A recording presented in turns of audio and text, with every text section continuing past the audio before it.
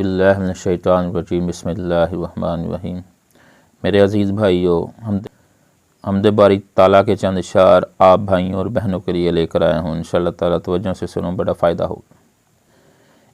اکو اللہ سارے دا مشکل کشا، چھڑ دے تو غیراں آگے سر نہ جھکا۔ میرے بھائیوں، مسلمانوں کو، مومنوں کو کسی بھی غیر کے آگے سر جھکانے کا حکم نہیں دیا گیا، بلکہ ہمارے پیارے نبی حضرت محمد صلی اللہ علیہ وسلم نے فرمایا کہ سجدہ صرف اللہ رب العزت کو لائق ہے، اللہ کے علاوہ کسی کو سجدہ نہیں کرنا۔ اکو اللہ ساریاں دا مشکل کشا، اور وہی مشکل کشا ہے۔ جب صحابہ کرام پہ مشکل آئی، جب نبیوں پہ مشکل آئی، تو انہوں نے اللہ رب العزت سے دعا کی، اللہ کے سامنے گڑ گڑائے، اللہ سے دعا کی، پھر اللہ تعالیٰ نے ان کی مشکلیں حل کی۔ انہوں نے کہیں بھی یہ نہیں کہا کہ میں مشکل کشا ہوں، مجھ سے مدد کو۔ کسی نبی نے یہ نہیں کہا کہ میں مشکل کشا ہوں، مجھ سے مدد مانگو، مجھ سے بیٹے مانگو، بیٹیاں مانگے۔ سب نے یہی کہا کہ اللہ مشکل کشا ہے، اللہ ہی بیٹیاں دیتا ہے، اللہ ہی بیٹے دیتا ہے، اللہ ہی سے مانگو۔ سب نے یہی کہا کہ اللہ کی عبادت کرو، اللہ کے علاوہ کوئی مشکل کشا نہیں۔ اکو اللہ ساریاں دا مشکل کشا، چھڑ دے تو غیراں اگے سر نہ جھکا۔ پتھراں وچ کیڑیاں نو رزق عطاندا ہے۔ کہ حضرت موسیٰ نے اللہ رب العزت سے سوال کیا رزق کا، تو اللہ نے کہا کہ موسیٰ اپنا عصا پتھر پر مارا۔ انہوں نے پتھر پہ مارا، پھر کہا مارو، پھر مارا، پھر کہا مارو، پھر مارا، تو دیکھتے کیا ہے کہ ایک چھوٹا سا کیڑا ہے، اس کے منہ میں بھی سبز رنگ کا پتا ہے۔ اللہ اکبر!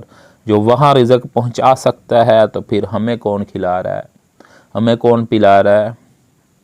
زمین کے نیچے سے پانی جو اوپر آسمانوں سے برساتا ہے وہ رب العالمین ہے۔ جو ہمیں کھانے کے لیے دیتا ہے وہ ارحم الراحمین ہے۔ جو ہمیں پینے کے لیے دیتا ہے وہ یا حی یا قیوم ہے۔ پتھراں وچ کیڑیاں نو رزق عطاندا ہے، نویں نویں پھل او زمین چ اگاندا ہے۔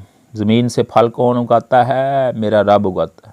زمین سے سبزیاں، اناج، گندم، چاول کون اگاتا ہے؟ میرا رب اگاتا ہے۔ نویں نویں پھل او زمین چ اگاندا ہے، اس تو سوا نہیں کوئی سکدا ہوگا۔ چھڑ دے تو غیراں اگے سر نہ جھکا۔ اللہ اکبر! میرے بھائیو، شاعر نے خیر کر دی ہے، لیکن ہم ماننے کو تیار نہیں ہیں کہ اللہ ہی مشکل کشا ہے، اللہ ہی حاجت روا ہے، اللہ ہی بگڑی بنانے والا ہے، اللہ ہی مختار کل ہے، اللہ ہی بیٹیاں دیتا ہے، اللہ ہی بیٹے دیتا ہے۔ یہ شرک کرنا چھوڑ دو، اللہ کا شریک بنانا چھوڑ دو میرے بھائیو۔ قائم دائم رہنے والی صرف دی ذات ہے، جیڑی ذات باقی رہے گی وہ صرف اللہ کی ذات ہے، باقی سب فنا ہے۔ سب آئے دنیا سے چلے گئے، ایک دن آئے گا اللہ سب کو فنا کر دے گا، صرف وہ باقی رہے گا۔ قائم دائم رہنے والی صرف دی ذات ہے، جس نے پیدا کی تھی کل کائنات۔ یہ کل کائنات کس نے پیدا کی ہے؟ میرے رب العالمین نے پیدا کی ہے۔ سارے جہان فانی صرف اس نو بقا، چھڑ دے تو غیراں اگے، چھڑ دے تو غیراں اگے سر نہ جھکا۔ دس مینوں رب نال تیری کیڑی جنگ ہے، دس مینوں رب نال تیری کیڑی جنگ ہے، اس کولوں منگ دیا کیوں آندی تینوں سنگ ہے؟ چلیا تو عقل کولوں کام لے ذرا، چھڑ دے تو غیراں اگے سر نہ جھکا۔ چھڑ دے تو غیراں اگے سر نہ جھکا۔ کدی علی پل کدی پاک پتن جانا ہے، الٹا الزام سگو ساڈے تے لگانا ہے۔ کدی علی پل کدی پاک پتن، کدی فلانے پتن، کدی ٹمکانے پتن جانا ہے، اولادا منگن سر جھکانا ہے، اتھے جا کے درباراں اگے انہاں کولوں سوال کرنا ہے، پتراں دے، تیاں دے۔